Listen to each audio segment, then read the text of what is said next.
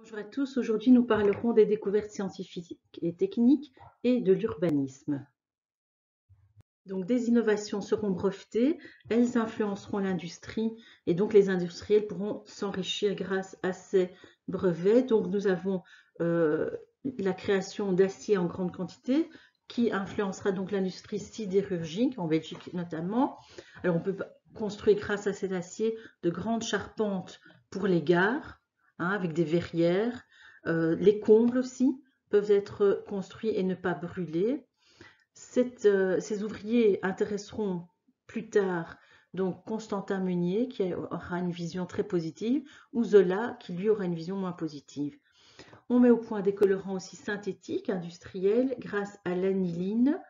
Ces colorants permettent de teindre les vêtements. On l'a vu au niveau de la mode, plus un vêtement était coloré, plus il était cher. Ces colorants vont aussi influencer le monde de l'art puisque une autre invention, le petit tube avec le bouchon, permettra aux impressionnistes de sortir de chez eux, d'emporter leur peinture. Nous avons aussi la soude. Je vous conseille de voir une petite vidéo de 3 minutes 22 sur ce procédé qui a été industrialisé par Ernest Solvay, un Belge, et qui touche des tas de domaines, le verre, le savon, les textiles. Donc ça a été une invention vraiment très très importante et qui a permis une grande richesse à cette famille. Une autre mise au point est la pasteurisation avec Louis Pasteur qui permet donc de garder le goût de l'aliment longtemps, de le conserver longtemps parce qu'on réduit le nombre de microbes dans ces aliments. Cela va tout à fait transformer l'industrie alimentaire. Ici, je vous ai mis voilà, les premiers colorants de textile. Ici, les tubes avec les petits bouchons, les gares avec leurs verrières, la soude et Louis Pasteur qui met au point la pasteurisation. Alors, c'est une période de grande effervescence intellectuelle et scientifique. Retenons deux exemples. Mendel qui va exposer les lois de l'hérédité. Cela aura une influence sur Zola, une très grande influence sur Zola, puisqu'il croit à cette répercussion héréditaire de Tard. Ensuite, nous avons Mendeleïev, ça j'en parle simplement parce qu'il met au point donc le tableau, le fameux tableau avec le classement atomique à cette époque.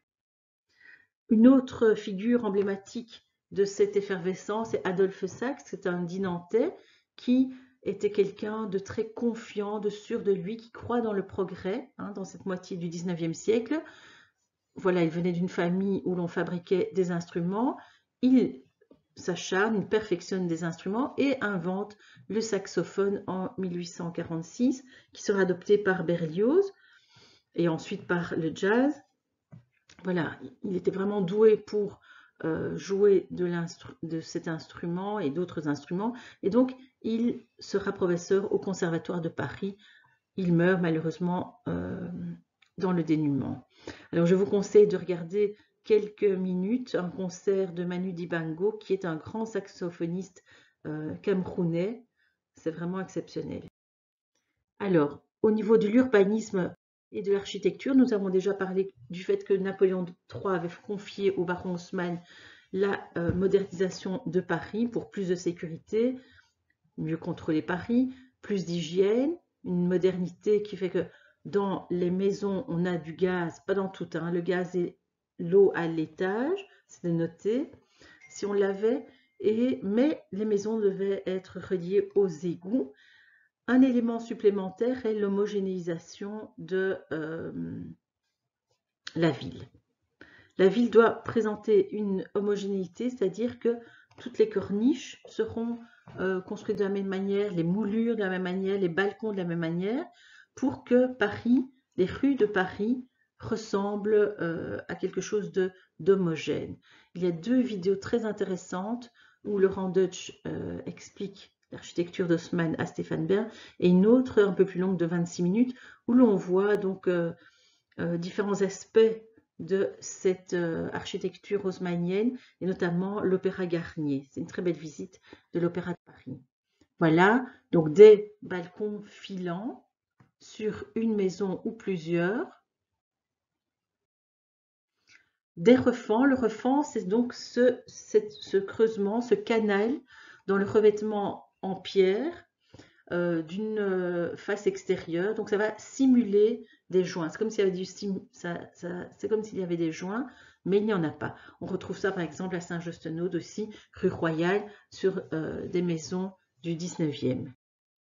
Autre décoration des maisons de la moitié du 19e et un peu plus tard aussi, c'est le bossage, de fausses bosses. C'est une manière de décorer. Donc, comme caractéristique, nous avons des façades en pierre de taille, donc des blocs de pierre. Comment a-t-on pu généraliser cela? Eh bien, il y a des nouveautés aussi au niveau du sciage de la pierre, du levage de la pierre, du transport de la pierre. Tout ce qui était réservé aux monuments précédemment peut s'appliquer maintenant aux immeubles de Paris. D'autre part, on a autre caractéristique, on l'a dit, les refends et le bossage comme décoration. Les balcons filant sur toute une façade d'un immeuble ou sur plusieurs immeubles de la rue. Autre caractéristique, ce sera la hauteur. Donc, en fonction de la largeur de la rue, les bâtiments doivent avoir une certaine hauteur.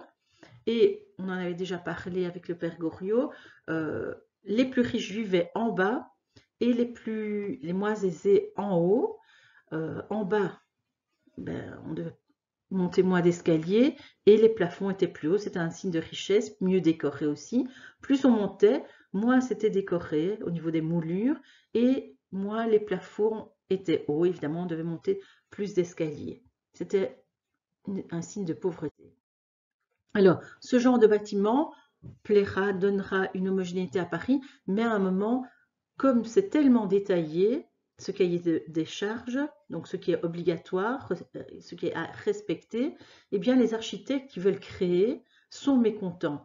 Donc, on va alléger un peu ces règles et pouvoir apporter un peu de couleur, par exemple apporter aussi des courbes, et un nouveau style apparaîtra qui sera l'art nouveau que nous verrons au troisième trimestre. Voilà, à Paris, des boulevards, vous voyez, avec des arbres, des refends, voilà, aussi des balcons filants sur plusieurs étages ou plusieurs immeubles. Donc on verra que le fer est vraiment indispensable pour, par exemple, construire de grandes gares avec les charpentes métalliques, les halles aussi où l'on vend des produits, ou alors les grands magasins. À Paris, les premiers grands magasins, on pense au Bonheur des Dames avec de belles verrières, ou des hôtels aussi avec de belles verrières. Ce fer sera encore plus utilisé de manière même différente dans l'art nouveau.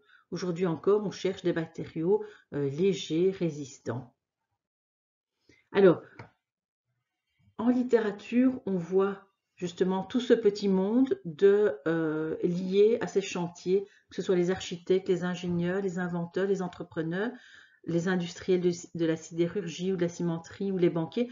Toutes ces personnes se retrouvent dans les romans balzaciens ou au théâtre, dans les vaudevilles, tout ce monde lié à l'industrie. On ne s'intéresse pas encore en littérature au monde ouvrier, cela viendra plus tard avec Zola. Voilà, merci et bonne étude.